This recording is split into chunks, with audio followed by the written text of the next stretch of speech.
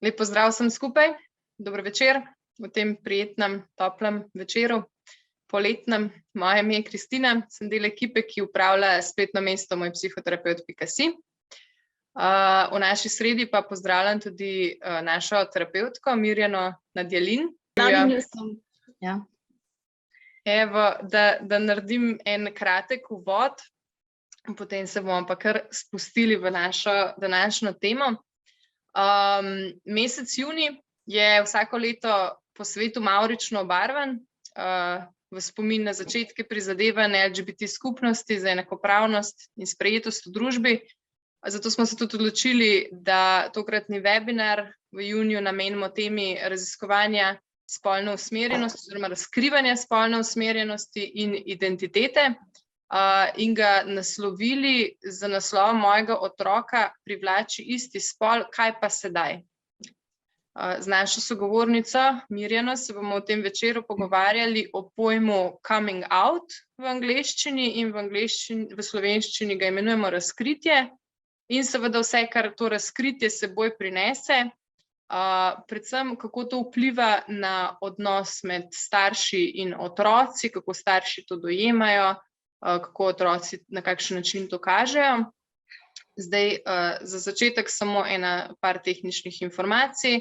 Dogodek se snema, posnetek bomo potem kasneje tudi delili z ostalimi, ki se nam mogoče niso danes mogli pridružiti. Povabljeni ste, da imate med dogodkom vklopljene kamere. Mikrofoni so zaenkrat utišani, zdaj povabila vas bom večkrat tudi k kakšnemu vprašanju, mogoče kar vmes med webinarjem, da ga napišete v chat. Proti koncu pa bomo tudi omogočili, da se unmutate, da se postavi kakšno vprašanje na glas. Zdaj pa še par besed o naši terapevtki. Mirjana Nadjelin je specializantka realitetne psihoterapije.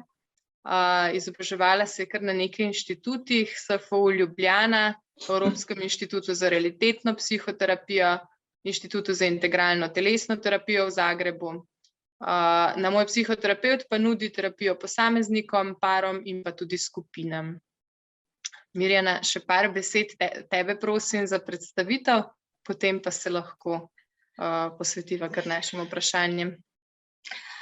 Mislim, da si že vse o meni povedala. Jaz bi mogoče povedala, da majčkeno sem nervozna, kar pomeni, da se mi bo včasih tudi jezik malo zapletal in imam tudi zapiske za željo, da predstavim oziroma da odgovorim čim bolj celostno na vsako vprašanje, tako da bom vsake toliko časa tudi pogledala v zapiske. Sem odprta za vprašanja in upam, da vam bo všeč moj odgovor oziroma moje razmišljanja in pa vabim tudi vas k razmišljanju ob vprašanjih. Pa da kar začnemo, kar z osnovo, kaj torej naj bi pomenil, kaj pomeni pojem razkritje ali coming out? Pravzaprav ta pojem govori o tem, ko posameznik pove oziroma izrazi svojo spolno identiteto oziroma spolno usmerjenost bližnjim, družinam, svoji okolici. Pravzaprav je proces, lahko bi rekla, da je proces, ki traja kar dalj časa oziroma lahko tudi celo življenje. Kaj pa torej osebe? To so dostikrat mladostniki, včasih pa se to zgodi seveda tudi kasneje v življenju. Sploh doživljajo ob razkrivanju svoje spolne usmerjenosti in pa od tega je mogoče treba razlikovati tudi spolno identiteto. Mogoče, če se tudi malo posvetimo tem pojmom kot takim, usmerjenost, identiteta in pa potem doživljanju le tega. Zdaj tako, leta, bom odgovorila najprej na prvo vprašanje, pravzaprav leta prepoznavanja svoje spolne usmerjenosti oziroma identitete ni nekega pravila. Lahko so to mladostniki, lahko so to osebe srednjih let, lahko so tudi osebe, ki pač ustarijo si že družino in potem recimo kasneje ugotovijo svojo spolno usmerjenost, tako da ni nekega pač generalnega pravila.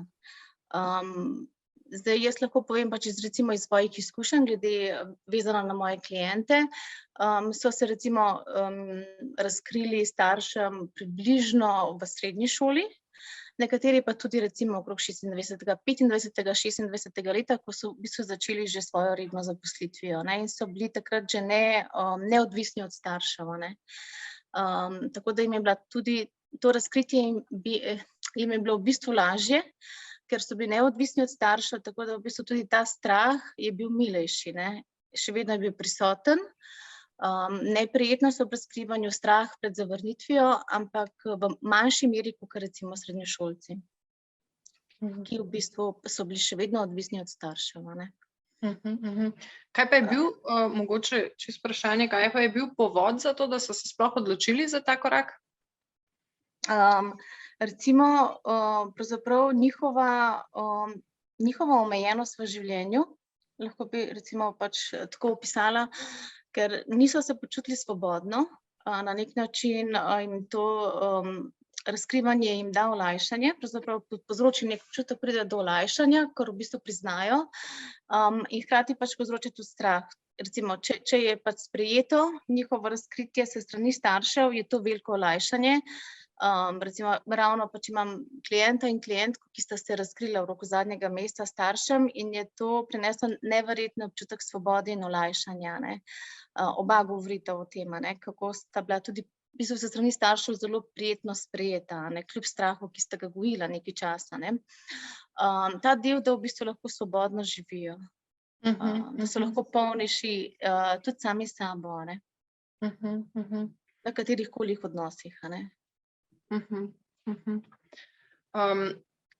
Kako pogosto pa se mogoče čisto iz prakse dogaja to, da grejo prej k komu drugemu, ne k staršem, recimo, to je že Recimo prijateljem. Mogoče v šoli, mogoče tako. Ja, zdaj recimo, ko so starejši, ko recimo služijo že svoj denar, se od nekateri odloči tudi najprej priznati terapevtu, oziroma vejo, da recimo terapevtski odnos jim prinaša nek občutek svobode, oziroma, sprejemanja, občutek varnosti, da tam ne bodo, da jih mi terapevti ne bi sodili, se pravi, v bistvu tukaj bo brezpogojno sprejemanje, ne. In prav tako, ko se odločajo recimo pač največkrat se odločajo prijateljem povedati, ker vejo, da so tam že sprejeti, a ne, njihov odnos ni ogrožen ob njihovem razkritju. Pri starših je pa pravzaprav čisto drugačna dinamika odnosa, a ne, ker starši nam tudi predstavljajo prvotni stik oziroma prva oblika odnosa in takrat v bistvu starši so nekdo, ki nas mora potrditi, ki nas mora sprejeti, ki nam v bistvu kaže smernice v življenju, a ne, naj bi nam, ker nam želi vse najboljše, a ne, ampak nekateri starši recimo potem začnejo pogojevati svojo ljubezen, a ne, in potem zahtevajo od otrok, a ne, da pač morajo biti po njihovih pravilih, po njihovih vrednotah, po njihovih merilih, a ne, in to pravzaprav otroka potem na nek način začnejo otroci razvijati ta občutek, da niso svobodni v komunikaciji z njimi, da ne morejo biti pristni, ker ne bodo sprejeti, a ne. In potem ob tem začnejo razvijati tudi strah, a ne. Pred zapuščenostjo, zavrnjenostjo, nepripadnostjo, nesprejemanjem, ne. Kaj torej še ob tem razkrivanju pogosto doživljajo starši? Starši,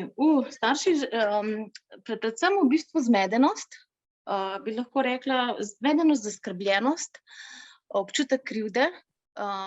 Veliko recimo klientov pove, da so jim starši rekli, da so napako, so jih vprašali, kakšno napako sem jaz storil skozi vzgojo, da pravzaprav si ti zdaj istospolno usmerjena, ne. Vzamejo pač v bistvu krivdo in odgovornost nase, ne, da so oni naredili nekaj narobe v času vzgoje. In kako se s tem soočate? Ja, in ta pač obremenjenost, ker sami starši ne vejo, kaj bi včasih naredili s to informacijo, ker se ne znajdejo, ne, pač moramo se zavedati, da odraščamo v družbi, kjer je heteroseksualnost v bistvu sprejemljiva, ne, in v bistvu nekaj običajnega, neko pravilo, nekaj vsakdanjega, ne, in potem v bistvu, ko se otrok staršu razkrije, starš kot večino staršev skrbi za otroka in prvo, kar pomisli, kako bo moj otrok živel v družbi, kjer pravzaprav govori o nekih drugih normativih, a ne. In v bistvu pač rata skrb. Tako da ja. Kako pa to naslavljate potem v terapiji? Kako? Torej to skrb starševsko in ta odziv. Zdaj v bistvu je neki skrb, neki je pa pogoj, kar jaz recimo prepoznavam, ne. Če v bistvu starš otroku pogojuje ljubezen in sprejemanje, je nekaj. Nekaj je pa v bistvu skrb, ko recimo starš pride in pravzaprav spregovori z otrokom, da ne ve, kaj naj počne s to informacijo, da mu je neprijetno, kje bi lahko izvedel določene informacije, da bi bilo lažje. Potem je v bistvu to nekaj drugega, ker kaže otroku podporo in v bistvu poskuša starš razumeti v bistvu otrokovo odločitev oziroma to, kar čuti, a ne. V primeru pa, če starš začne v bistvu pogojevati sprejemanje in pripadnost in ljubezen, pa pravzaprav otroku sporoča, da tak, kot je, ni sprejet, ne, in ni dobrodošel v njihovi, pač za njihove bližino ne bo sprejet v popolnosti, no. A se te odzivi morda kako razlikujejo, če gre za razkrivanje spolne usmerjenosti za razliko od spolne identitete? Kakšne so tvoje opažanja? Mislim, da ni razlike. Na to sem pomislila zdaj tudi recimo, ker imam tudi druga dva primera recimo v terapevtskem procesu, kjer pravzaprav govori recimo, da katoliška družina recimo ne sprejema svojih hčere, ker se je odločila za ateista.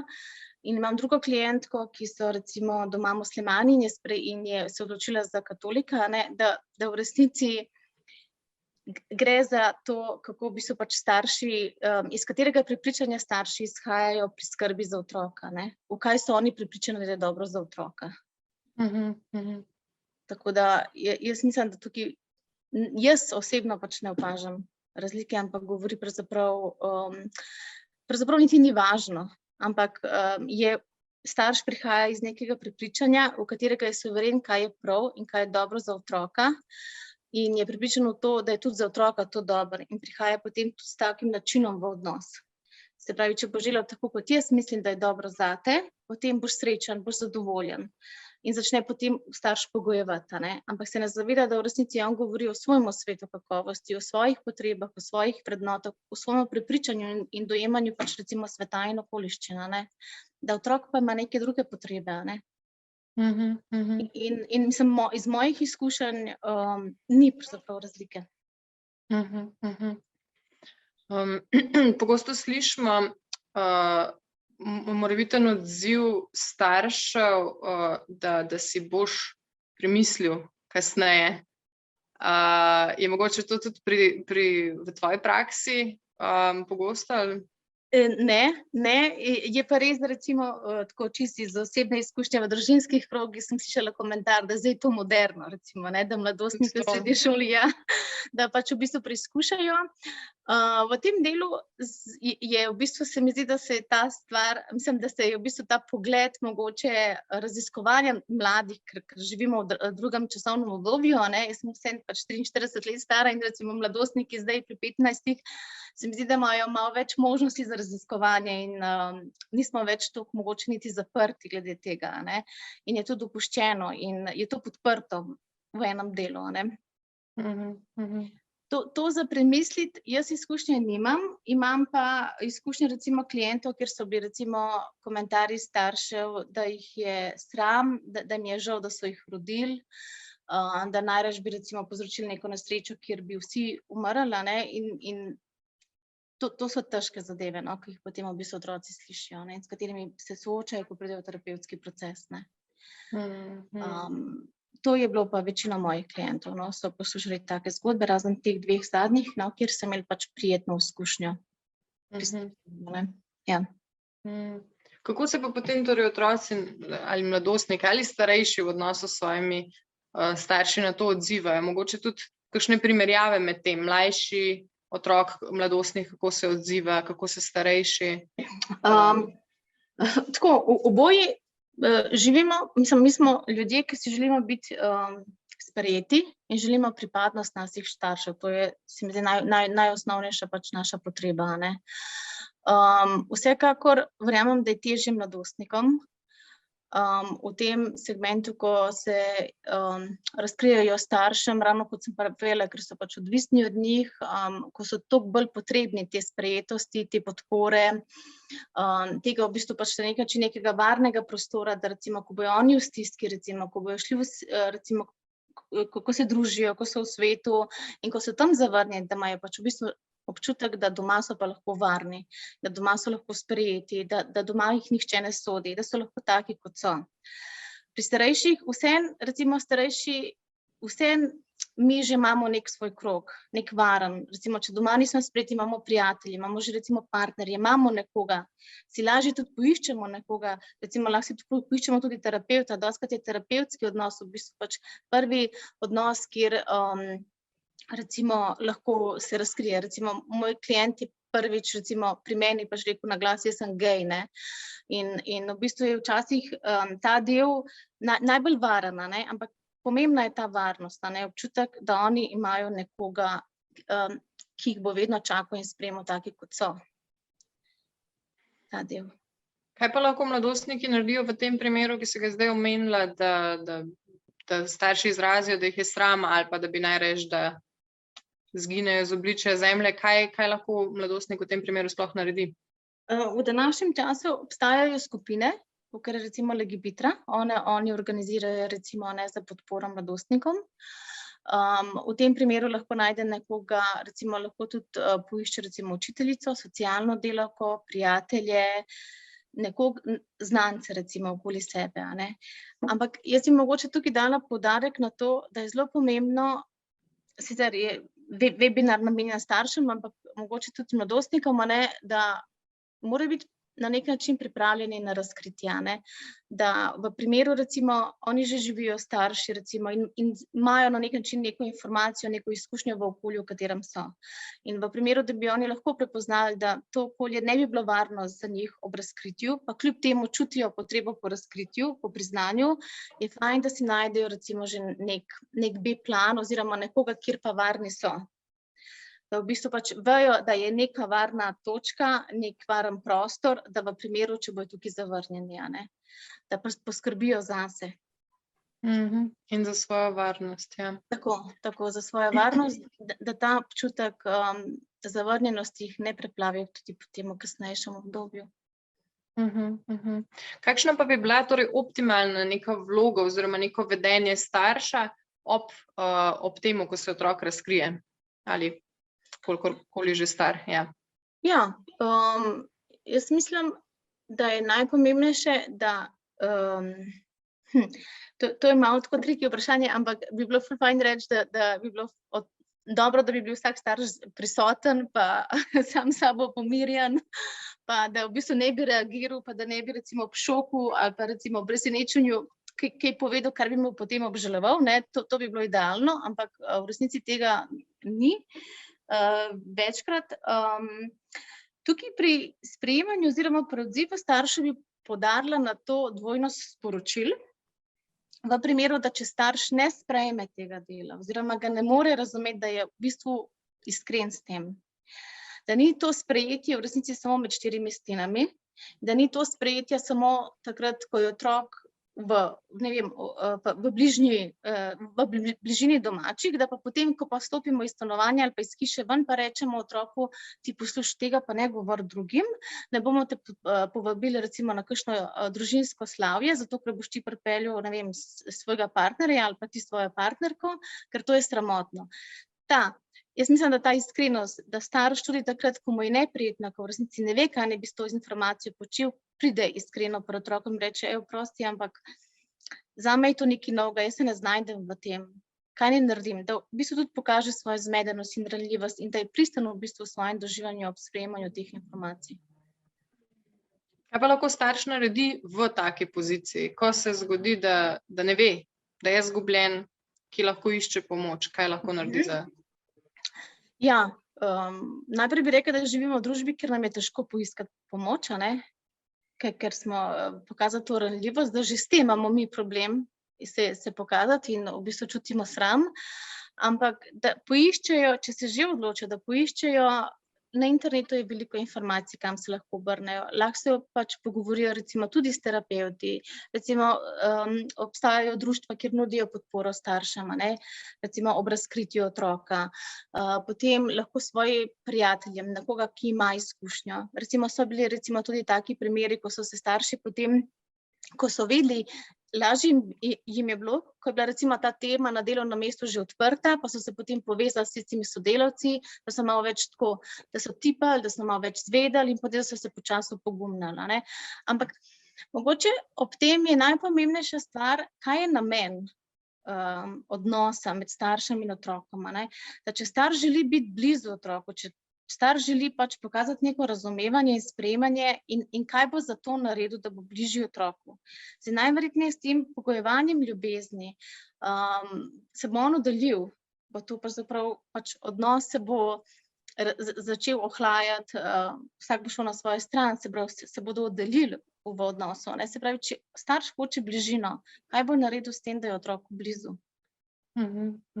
Ta namenskost odnosa, ne, kaj jaz želim v odnosu z mojim otrokom.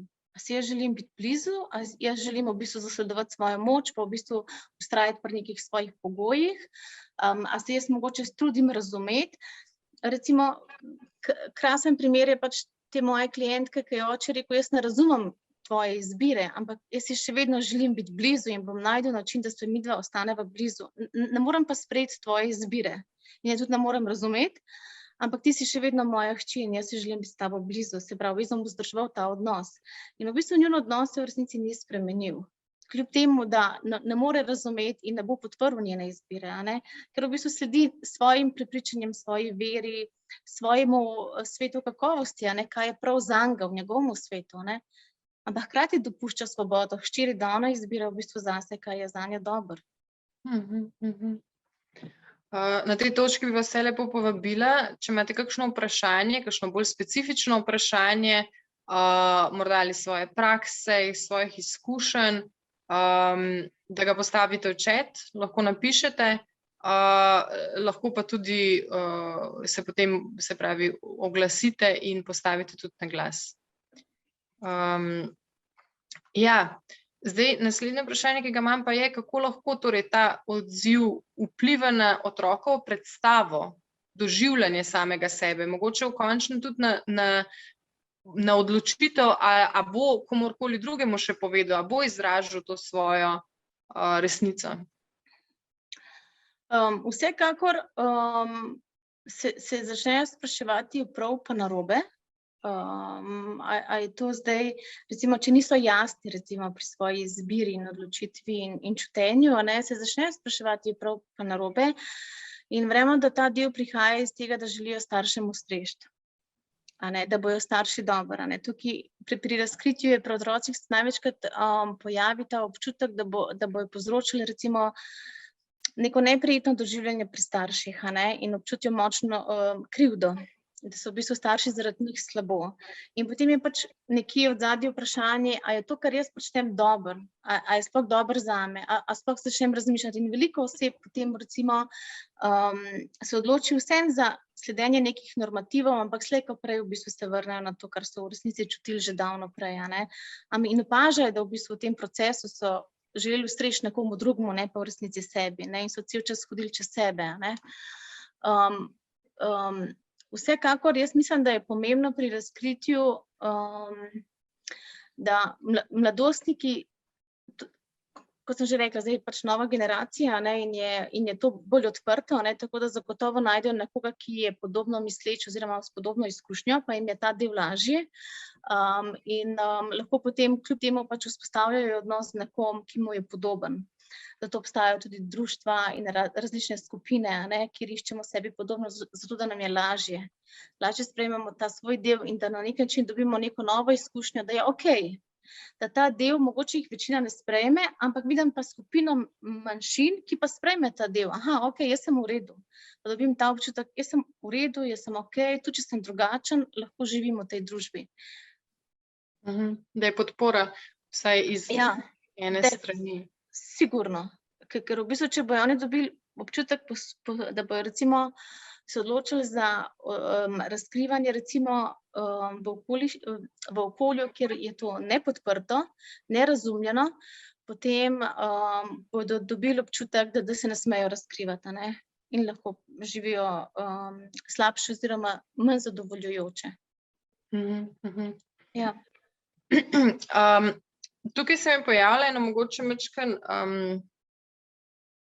kako bi rekla, pereče vprašanje tudi glede tega, da mogoče se navezuje malo na to, kar si omenila prej, da je to zdaj popularno. To je dejansko včasih mogoče celo tak zelo zanimiv, morda celo malo resničen odziv na to, ker dejansko se opaža v nekaterih, da se zelo, zelo podpira v zadnjem desetletju, sploh se je mavrica zdaj pojavila povsod. Me zanima, kakšen je tvoj pogled in kaj v primeru, da mogoče je odziv rahlo nesprejemajoč odziv, morda sploh pri mlajših najstnikih, resničen oziroma nekaj, kar morda bi bilo v korist najstnika, da parkrat premisli. To vprašanje se navezuje tudi delno na to, na spreminjanje spola, torej na spolno identiteto in na potrjevanje spola. Mogoče, da se spustiva malo takole debato.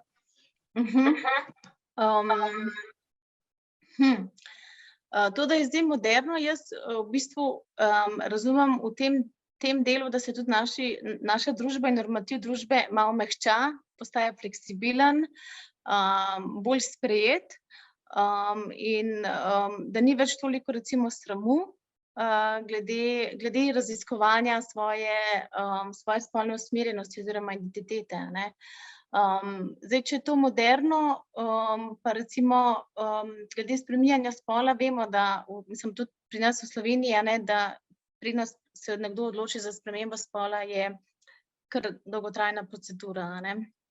Zdaj, najverjetneje kolegi iz drugih smeri bi povedali mogoče analitično, zakaj pač pride do tega, ne, recimo do spremembe spola, kaj je pač razlog oziroma kaj je vzrok, ampak zdi se mi, da ta del je potrebno še raziskati iskreno, ne, spremembo spola, da je to nek proces, ker v bistvu tudi študije drugje govorijo, da se potem ljudje premislijo in želijo nazaj v prvotni spol, ne, in jaz mislim, da to ni tako enostavno pri spremembi. Imam tudi sama klienta, ne, v procesu spremembe spola. In to je res dolgotrajni pač proces, ne? In tudi razlogi, zakaj nekdo recimo lahko čuti, da je resnično ujet v drugem, da resnično pač ni pravega spola in bi ga želel spremeniti, ampak jaz mislim, da je ta tema res v bistvu še preveč neraziskana. Za različnih razlogov, no. Če sem sploh odgovorila, saj ne vem, če sem odgovorila to vprašanje, ampak... Dobra iztočnica. Kako pa se recimo ti sama v terapevtskem procesu soočaš z takimi vprašanji? V bistvu grem pri klientu v raziskovanje, kaj mi predstavlja ta sprememba. Čisto pravzaprav... Na nekaj način bi lahko rekli pač osnovno vprašanje, ampak v resnici, kaj me predstavlja moški, ženski spol, ker v enem delu govorimo, da so spolovila recimo tehnikalije, ne, v resnici, ne, zakaj pol prihaja do želje po spremembi, ne, in ali tukaj prihaja mogoče do sovraštva do tega spola, recimo, katerega je, ali pač zakaj je večja naklonjenost na drugi spol, kaj bi posameznik pridobil s to spremembo, ne. Ni tako v bistvu v resnici plastično, ne, in to so osebe, ki ponavadi recimo, moj klient je zelo mlad, ne, in se mi zdi, da recimo to z drugimi klienti, ko govorim, ne, in mi reče, recimo imam eno klientko, ki je starejša in reče, če bi jo vprašali pred 30 leti bi si spremenila spol, ampak če jo vprašaš zdaj, si ne bi bilo žal. Tako da, jaz mislim, da ta sprememba spola mora priti res kasneje. Pri 20 letih smo mi še premladi za tako odločitev. Ampak to je moje mnenje. Lahko, da ima nekdo drug, mislim, absolutno podpiram tudi drugo mnenje, ampak to je moja izkušnja in moje osebno mnenje. Ne rečem pa, da je to pravilno, no. Sploh v ZDA se mi zdi, da v zadnjem času postaja to precej kontroverzna tema, ker že najstnike dajo na blokado hormonov in tako naprej. Tako da to je potem že mogoče na koncu je to psihiatrična, psihološka in pa tudi etična debata. Ampak ja, v bistvu zanima me predvsem iz tega vidika, kako se v bistvu psihoterapevt lahko sooči, če k njemu nekdo pride s to željo. Tako ali tako psihoterapevti ne predpisujejo ne zdravil, ne hormonov. Ja. Tako da, kako se v pogovoru s tem soočaš? Mislim, se pravi, tako treba vedeti, ne, da pač je to oseba, katera se bo sama odločila za to spremembo, ne, in da v bistvu naša vloga, moja vloga psihoterapevta je, da sem poleg njega pri raziskovanju njega samega in pri razumevanju njega samega, ne. Vseeno gre to za odločitev posameznika, ne. Ampak da v resnici gre za to, kaj vidi nekdo prednost v spremembi spola. Kaj je recimo, kaj je tisto, kar mogoče ne pridobim v spolu, v katerem sem se rodil in ga želim spremeniti, ne? V kaj nekdo verjame, v kaj je prepričana, ne? Ker recimo po branju teh študij, ne? In recimo, ali pa ne rabimo recimo pač govoriti recimo v spremembi spola, lahko pač govorimo o pač neki navadni recimo procesu, kjer se ukvarjamo z nečim drugim. Govorimo o tem, ne, kako smo v bistvu prepričani v nekaj, da nam bo prišlo prav na dolgi rok in potem, ko pridemo mi do tja in tisto dosežemo, ugotovimo, da nam ne prinaša takega zadovoljstva, kakor smo najprej idejno mislili, a ne. Da v resnici lahko govorimo o katerem koli drugem primeru, kako pač v bistvu gre za raziskovanje te neke ideje in prepričanja, kaj mi bo prineslo, ko bom tam in tam. Ko to pomeni, da pravzaprav jaz pogojujem svoje zadovoljstvo in srečo nekje v prihodnosti, ampak v resnici ne vem, če bi mi bo to prineslo to. Ne vem, če bom jaz takrat, recimo, ko bom imela hišo z bazenom, pa res srečna in zadovoljna in občutek varnosti. Ne, to gre samo za mojo idejo, ne. Jaz nimam še izkušnje s tem, ne. In zato pravim, da je tukaj problem ob spremembi spola, da mi nimamo izkušnje, ampak je v bistvu vse na podlagi neke ideje, kaj bi mi lahko prinesla sprememba, kaj bi mi lahko prineslo to in to. V resnici, dokler mi ne živimo tega, pa ne vemo, ker nimamo te izkušnje. In potem na nek način lahko pridemo do tega, da smo lahko sužnji svojih idej, ne, in svojih prepričanj in konstantno ostajamo recimo v nezadovoljstvu, zato ker smo prepričani, ko bom to pa to, bom pa srečen. In v bistvu si s tem damo dovoljenje, da smo nesrečni cel čas, dokler ne dosežemo tega. Mogoče, da vas povabim, zdaj, če ima kdo kakšno vprašanje, ga lahko zastavi tudi anonimno, s tem, da ga v chatu usmeri direktno na Mirjano ali pa na mene, pa ga bomo prebrali brez imena. Če ima kdo, ne vem, izkušnjo s kakšnim res bližnjim, da ne bi se hotel izpostavljati. Sicer pa ja, vas prav povabim, kakšne so vaše, mogoče, kakšni so izzivi, s katerimi se soočate, kakšni so razlogi mogoče, zakaj ste se udeležili tega webinarja. Zdaj čisto točno, poslali smo na več učiteljskih naslovov in pa tudi našim nekaterim klientom tako na splošno v mailingu, tako da v bistvu smo radovedni mogoče glede vaših razlogov, zakaj ste se prijavili. Mogoče so vaši klienti in se soočate s podobno tematiko, rabite mogoče podporo.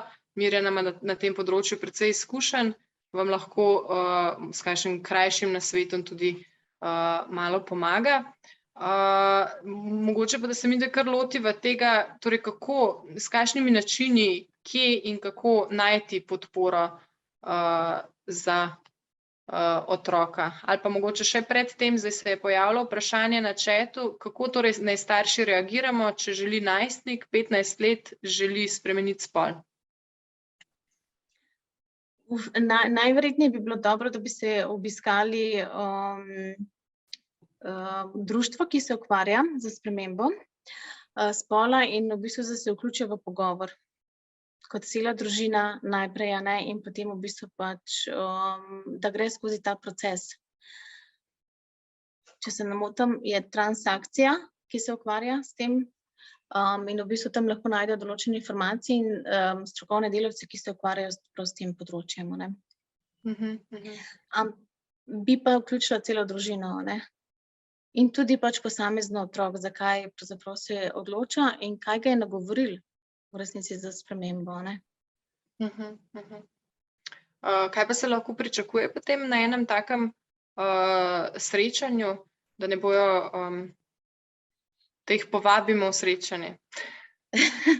Aha, v srečanju, da pridejo kot cela družina, najprej pravzaprav starši, kako sploh sprejmejo to informacijo, kako je njim, in potem tudi pač otroku, kako, kaj je njega pri 15 letih, recimo, kaj ga nagovarja, kaj ga s katerim prepričanjem, s katerimi izzivi se srečuje, da želi spremeniti spol. Kaj je njegov cilj, kaj je njegov namen, in hkrati starši pravzaprav se srečujejo lahko tudi s sramom, globokim sramom, recimo, ne, to, kako sem prej povedala, z veliko napako, zmedenostjo, s prebremenjenostjo, krivdo, lahko bi, zaskrbljenostjo. Kaj to pravzaprav njim predstavlja, ne? Da bi tudi oni sami pa začeli raziskovati ta del, ne, kako sprejmejo otrokovo odločitev. Ker tudi oni imajo svoje čutila in čutijo in občutke in tudi njim je lahko neprijetno. Zanimiv je ta pojem krivde, samo to bi rada izpostavila. Krivda pri starših je pogosto prisotna, ne?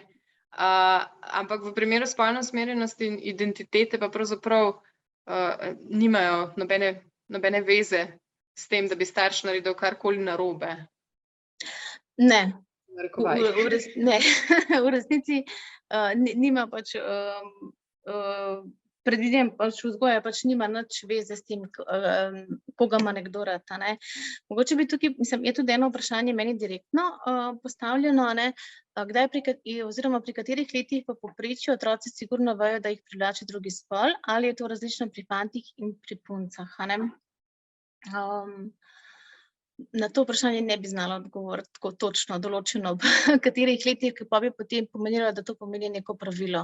Pa ne verjamem, da obstaja neko pravilo za to. Jaz mislim, tukaj je bolj, da se pač vsak posameznik vpraša, da gre v bistvu za odgovor pri posamezniku, da ne obstaja neko pač splošno pravilo za to. Gre za izkušnjo in v bistvu gre za preverbo pri posamezniku glede izkušnje, kako on ve, recimo, da mu je všeč isti spol, kaj čuti, kaj doživlja ob istem spolu oziroma ob nasprotnem spolu. Da gre za posameznika in njegovo doživljanje izkušnje. Bi mogoče tukaj izpostavila, ker ste že prej vprašala, ne, da se mi zdi mogoče pomembno to, da se starši srečujejo s tem prepričanjem, oziroma kar mene nagovarja ob tej temi je, da pravzaprav človeka ne naredi spolna usmerjenost oziroma spolna identiteta oziroma koga imamo radi, ampak da človeka naredi človek, mislim, njegova osebnost, a ne. V resnici, da ni nič slabši ali boljši človek, če izbira recimo isti spol. Ali pač recimo nekoga, ki ni v skladu s starševimi prepričanji, a ne, in je drugačen od njih. To ne pomeni, da je on slabši, boljši, ampak da v bistvu se mi v resnici povezujemo človek s človekom in da nas ne definira kot osebnost, koga ljubimo, no. Ta del se mi zdi pomemben. Ja, glede starosti, torej v katerih letih v povprečju zdaj res nimamo neke kvantitativne raziskave tukaj, da bi jo ven potegnili. Ne, žal ne. Ja, se pa tako po mojih opažanjih je, da ljudje začnejo nekje v najstništvu takrat, ko začnejo pač odkrivati spolnost, ne, kot taka. Potem kasneje pa morda, tudi če se kasneje zavejo, je tako, samo je bilo v najstništvu že malo vidno. Kakšne so tvoje izkušnje glede tega? Ja, mislim, izkušnje, tako, nekateri vejo že zelo hitro, ampak to vejo takrat, ko imajo izkušnjo, po mojih izkušnjah, da pač imajo izkušnjo z obemi spoli in potem v bistvu se odločijo, recimo, da rečejo, okej, meni so pa punci všeč oziroma meni so pa fantje všeč, ampak največkrat v bistvu imajo izkušnjo z obemi, a ne, in potem v bistvu vidijo, ob katerih se boljše počutijo, a ne. To je moja izkušnja, je pa res v bistvu, da nekateri tudi pač recimo ne znajo prepoznati oziroma odvisno v katerih recimo družinskih okoljih živimo, in kakšne okoliščine nas obdajajo, koliko v bistvu si mi lahko priznamo v najstniških letih, da nam je pač isti spol všeč, Recimo, lahko prepoznamo všeč so mi punce, pa v resnici živim recimo v zelo strogi družini, kjer v bistvu to je nedopustno in potem se tudi mi sami ne dopuščamo sploh pomisliti na to, da bi nam lahko bil isti spol všeč. Da na nek način zgradimo oziroma razvijemo neko prepoved na to misel, In potem recimo začnemo živeti recimo življenje heteroseksualne osebe, izberemo si pač partnerja, tako kot pač bi moralo biti po pravilih družbe, po normativih družbe, in potem s kasnejšimi leti pravzaprav ugotovimo, da v resnici ne živimo svojega življenja, Ampak moje prepričanje je, da oseba čuti vedno nek manko. Da je dober, je fajn, ampak vse nekaj mi manjka. Nekaj ni tako, kot mora biti. In potem v resnici, ko začnejo raziskovati tudi ta del, potem ugotovijo, da pač v bistvu mogoče jim pa manjkalo to, da so izbirali napačni spol. Napačni, se opravičujem na besedi, ampak se razumemo, kaj mislimo, da pač niso izbirali pač tistega spola, ki jim bolj ugaja, oziroma v katerem se boljš počutijo. Ja, gospod je postavil vprašanje. Kot srednješolski učitelj se v učilnici pogosto srečam s tematiko homoseksualnosti. Ugotavljam, da so dijaki dovzetni za pogovor o tej temi in jih zanima, zato zbiram ideje. Tema homoseksualnosti se običajno pojavi skozi žaljivke, kot je na primer peder. Kako bi vi naslovili take žalitve med vrstniki mladostniki, ko gre za žaljivko za običajno osebo ali ko gre za nekoga, ki je dejansko gej? Jaz bi sigurno dijaka opozorila, da beseda peder spada med žaljivko in bi v bistvu pač konstantno korigirala ta del, da pravzaprav bi dajala tudi informacije, kaj je spoštljivo. Ta del in bi informirala. Ampak pri najstnikih je tako, da v resnici njihov način je ta, ko gre oni zbadati, v bistvu izražajo neko svojo moč. In v resnici gre tudi pri najstnikih je pač ta, ko se začnemo boriti za moč, za pomembnost, kako će biti nekdo frajer. In je ta del v bistvu, a jaz govorim to s tem namenom, da nekoga prevzgojim, ker to je pač v resnici pač prevzgoja, ampak kar to pomeni, da jaz moram biti vztrajnejši pri ponavljanju enega in istega.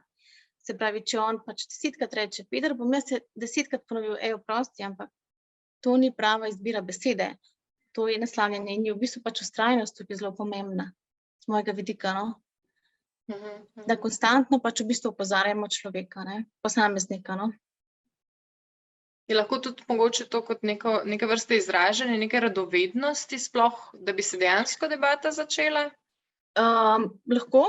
Jaz nimam izkušnje s srednješolci toliko, to bi oni več vedeli, ampak sigurno bi, če kaže se zanimanje za to temo, bi jo večkrat naslovila, bi večkrat odprla to temo, bi v bistvu normalizirala na nek način to neko frustracijo ali pa vprašanje, ki se postavlja, ker mogoče nekdo, ki mogoče mu je v resnici neprijetno, recimo moje izkušnje iz srednješolskih let, pravzaprav so bile neprijetne izkušnje, ker niso vedeli, kaj.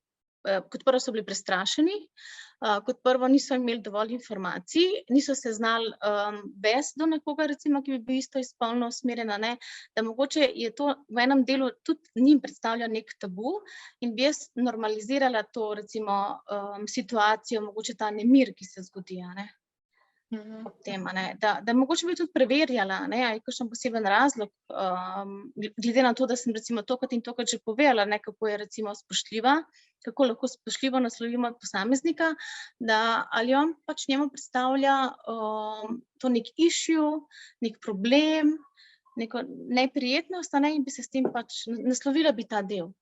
Ampak prijazno, ne očitajoče, Bi povabila v razgovor. Gospa je napisala, delam v šoli, ker je veliko LGBTQ plus dijakov, večina sodelavcev je sicer tolerantnih in sprejemajočih, nekateri pa so mnenja, da gre le za modno muho. In so že bili primeri, da je bila dijakinja, ki je hetero, zaradi tega v stiski, ker njene ostale prijateljice so LGBT in se zaradi tega počuti drugačno. Imate kakšne smernice, kako temo naslavljati v zbornici in v razredu? To je pa zdaj obratno, ker se je zgodila, ne, pač lih obratna situacija.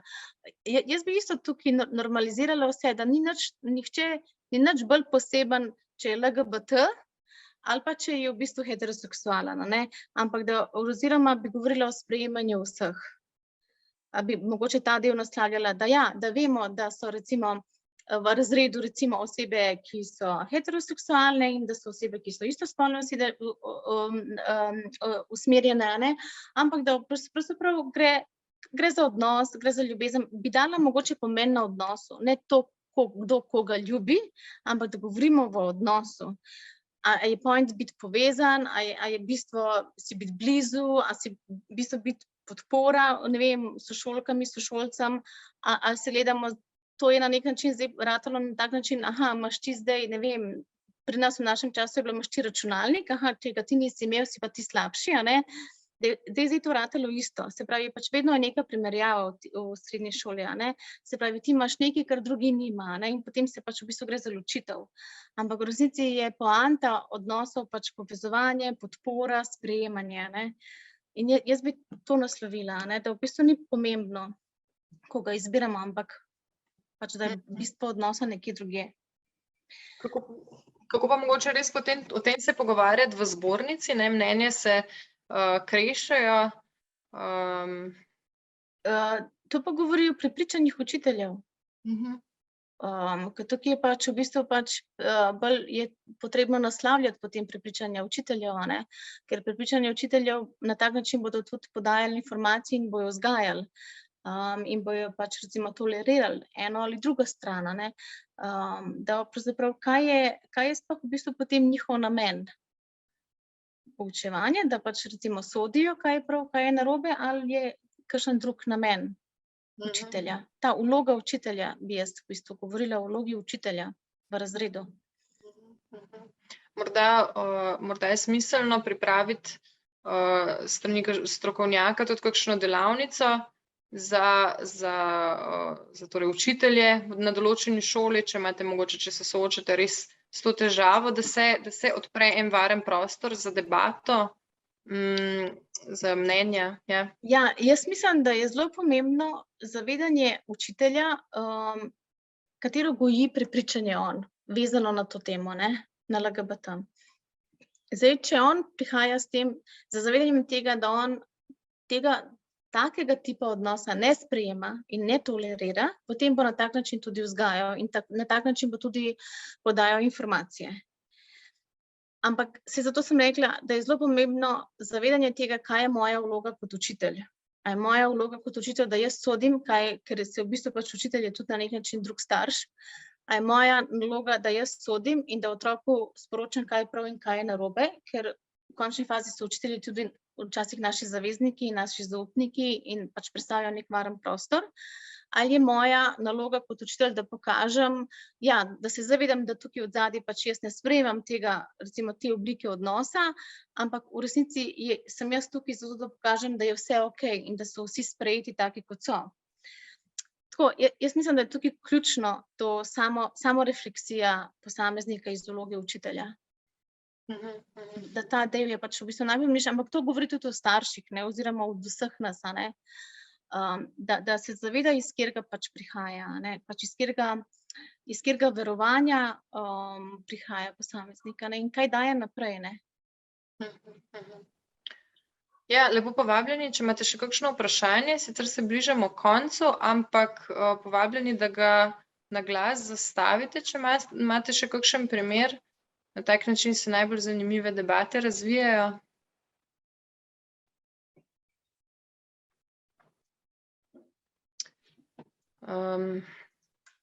Sicer pa mogoče samo za umesen komentar. Na mojpsihoterapevt.si nudimo tako terapije kot pa tudi delavnice, predavanja za šole, za profesorje, za starše. Tako da, če imate mogoče zdaj, ko smo se dotaknili ravno te tematike, če opažate potrebo ali pa da poznate koga, ki veste, da bi ga to lahko zanimalo ali pa mu koristilo pri njegovem poučevanju ali pa staršem pri sprejemanju, da posredujete to informacijo. Mirjana lahko pomaga in tako s terapevtske strani, kot pa tudi, da lahko se pripravi kakšen program na to temo in se mogoče kakšno predavanje izvede tudi za šole. Zdaj, mogoče, če nimate vprašanj več. Ja, še zadnjo najino, torej tema, kje in kako najti, prej sva že večkrat omenili sicer Legebitro in pa transakcijo, torej kako najti, kam se prvo obrniti po podporo, poleg terapevtom za starše, obstajajo tudi neka druga društva. Mirjana, če boš kakšno besedo na to še rekla, društvo Dih, ima tudi psihosocialno podporo na to temo. Tudi projekt Človek, lahko tudi, ki za mladostnike. Mogoče bi tukaj bil moj nasvet, da se ker na internetu lahko najdemo kar nekaj informacij, kam se obrniti, ampak da vsak posameznik pri sebi pogleda, kaj bi bilo zanj najbolj recimo najmanj frustrirajoče, najbolj vznemirjajoče, da recimo, če je staršem neprijetno iti v neko društvo, ker recimo pač več oseb bo zvedlo, recimo, da jim neprijetno, takrat naj se odloči recimo rajše za kakšnega terapevta, recimo 1 na 1 ali pa recimo na družinsko, na stik, recimo, ko je nekdo recimo na drugi strani samo eden, Če je nekomu lažje, recimo, da se pogovori o prijateljih, ne gre pač k prijateljem, ampak da ne vsak naredi tako, kot bi njemu bilo najbolj ugodno, za prvi korak, in potem v bistvu se že potem razvija naprej, določene informacije že pridobijo posamezniki in lahko išče tudi nekje drugje, ampak tako, da naj bo najbolj tudi starši so pomembni, in da, ker tudi njim mora biti prijetno, ne smemo pozabiti na njih, da naredijo tako, kot bi bilo njim najbolj smiselno, pa najmanj boleče, z najmanj občutka neprijetnosti, Nekaterim je lažje društvo, nekaterim je lažji pač prijatelj, nekaterim je lažji recimo svetovalec, nekaterim je lažji recimo učitelj. Čisto odvisno, Mora vsak posameznik pri sebi pogledati. Ja, ta občutek varnosti je pomemben tudi v terapiji, Šele ko je nekdo varen, stabilen, takrat se lahko rast zgodi. Ja, in starši morajo predvsem se zavedati, da za teh občutki, da so okej, ko pridejo, in ta neprijetnost in obremenjenost in ta sram, da je to nekaj popolnoma normalnega in da se dogaja večinam, mislim, tudi mladostnikom za soočanjem, da so te občutki, ki so v bistvu na nek način del tega, in da niso sramotni, da so sprejemajoči, da veliko ljudi je, ki sprejemajo te dele, in da bodo uslišani v resnici, Evo, še eno vprašanje imamo, kaj pa naslavljanje dijakov z drugačnimi zaimki in imeni? Naj učitelji upoštevajo želje dijakov za vsako ceno, če tudi jim ni naravno, ni prijetno, in sploh ob zavedanju, da je spreminjanje spola včasih tudi napačna odločitev. Včasih so tudi dileme, ker je v redovalnici eno ime, dijak pa želi, da ga naslavljamo z drugim. To je zanimiva dilema. Ja, moja izkušnja je, da recimo klient, recimo govorim pač iz te izkušnje s klientom, on pravzaprav želi, da ga naslavljajo z novim imenom. In recimo pač ima izkušnjo to, da recimo en družinski član ga naslavlja še vedno z starim imenom, in v bistvu ob tem doživlja korenito pač zavrnjenost in neprijetnost, Zdaj, tako, bi mogoče tukaj, ker je tudi počasih tudi napačna odločitev, ne vem, v spreminjanju spola, zdaj kdo govori o tem, da je napačna odločitev. Jaz sodim kot učitelj, da je to napačna odločitev, in jaz v bistvu pač govorim o tem, da otrok se je napačno odločil, ali to govori otrok, da se je napačno odločil, Tukaj je tako, jaz kot učitelj ne morem soditi, kaj je prav in kaj je narobe za otroka, tudi če gledam kot dijaka. Zdaj, če on prosi za spremembo, moje mnenje je, da ga je treba upoštevati, Mogoče nisem pravi naslov čisto zares za odgovor ta, ampak ker govorim iz lastnih izkušenj, a ne. Moje osebno mnenje je to. Gospa je dopolnila, torej, da glede na napačne statistike, ki govorijo o obžalovanju po spremembi spola, ne zgolj mnenje. Ja. Ja, ampak če ga jaz pokličem s njegovim prvim imenom, to še ne pomeni, da bom spremenila njegovo odločitev kasneje. Jaz bi mogoče tudi njega osebno pač poklicala.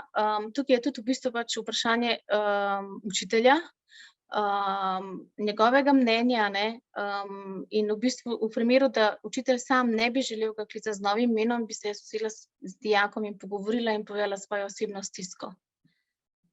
Da v bistvu tukaj ne gre za neupoštevanje njega, ampak da ima tudi učitelj neko pravico, ne.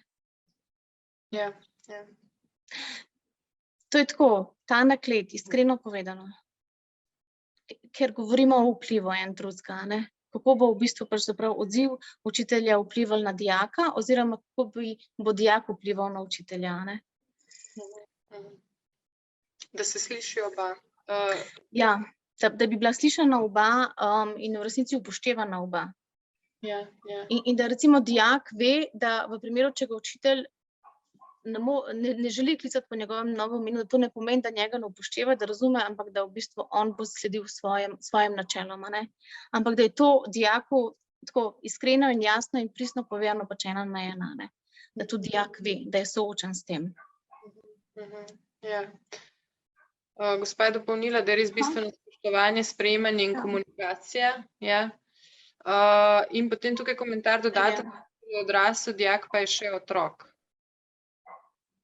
Ali lahko dopolnite ta komentar, ker to pomeni, da dijak, če je še otrok, ne zna razmišljati, ne zna se odločati, ne čuti, nima izkušenj.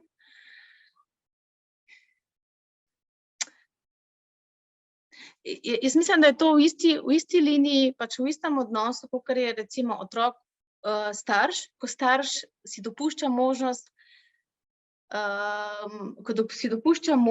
da ve, kaj je za otroka dobro. In tukaj pač učitelj ima svojo vlogo in svoj namen. In zdaj, kaj hoče v bistvu, s kakšnim namenom on zdaj, kaj hoče on doseči pri dijaku, ko ga recimo ne upošteva.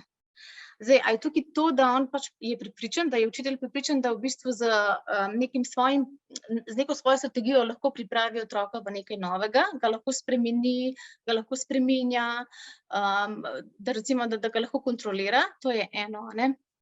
Če pa on govori, v bistvu pač učitelj govori iz tega vidika, da pač mu je pomembno, da se on izrazi, da pove svoje mnenje, da pač tudi otrok je seznanjen z njegovim stališčem, to je pa drugo. Ker potem v resnici ni skriti namen, da jaz hočem spremeniti drugega, ne, ampak govorim o svoji potrebi izražanja.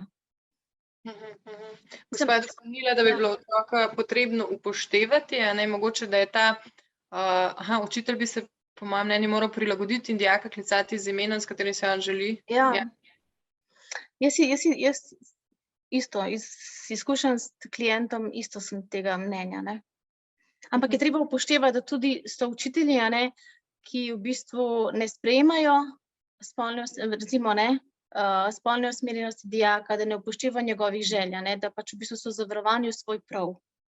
Je treba vedeti, da so tudi taki učitelji, a ne, ki ne bodo odstopali od svojega. In ta del, ta jasnost v komunikaciji se mi zdi ključna. Da tudi če jaz, tako kot sem prej rekla pri starših, a ne, da niso dvojna sporočila. Okej, ti pričakuješ od mene, da te kličem s tvojim imenom, jaz ne morem imeti s tem, ne želim imeti s tem, jaz tega dela ne sprejemam, ampak želim, da je jasno, da veš, da te upoštevam, da te vidim, da si mi pomemben, ampak jaz tega dela pri tebi ne morem sprejeti in se odločam te klicati po tvojim starim imenom, recimo, ne. Ampak tako, da otrok ve, pri čem je. Da je ta jasnost v komunikaciji, zato ker samo z jasnostjo, ne z dvojna sporočila pravzaprav potem naredijo neko, ustvarjajo negotovost, nevarnost, nejasnost, ne. Bolijo včasih, ampak sestavni del se mi zdi do življenja, ne. Ja, mogoče Mirjana za kakšno zaključno misel še prosim. Upam, da sem odgovorila. mogoče sem malo zmedena nadaljevala, se opravičujem. Da vsekakor se mi zdi, da je pomemben namen odnosa, tako kot sem prej omenila, da v bistvu se povezujemo s človekom. Da hočemo biti človek človeku, ne pa recimo nek pogoj. In da hočemo pač v bistvu dati bližino, ne, da je to v bistvu najpomembnejše v odnosu. Ne glede na to, koga ljubimo, koga imamo radi, koga izbiramo, ne, da vsem so pač to naši otroci, in s katerimi hočemo razvijati odnose. Ne. In bližino in povezanost. Ne. In da v resnici, če bomo vztrajali pri nečem, nekem svojemu pravilu, ne, bomo v bistvu pač šli samo še narazen, ne pa bližji. Ne. Če ta del se mi zdi pač ključen. Hvala, Mirjana. Prosim. Razlago za prijeten večer. Hvala vsem udeležencem za vašo udeležbo. Vabljeni na naše naslednje webinarje tudi. Pa ja, veliko potrpežljivosti, jasne komunikacije. Sprejemanja. Lep večer sem skupaj, pa se vidimo naslednjič morda. Adijo, srečno.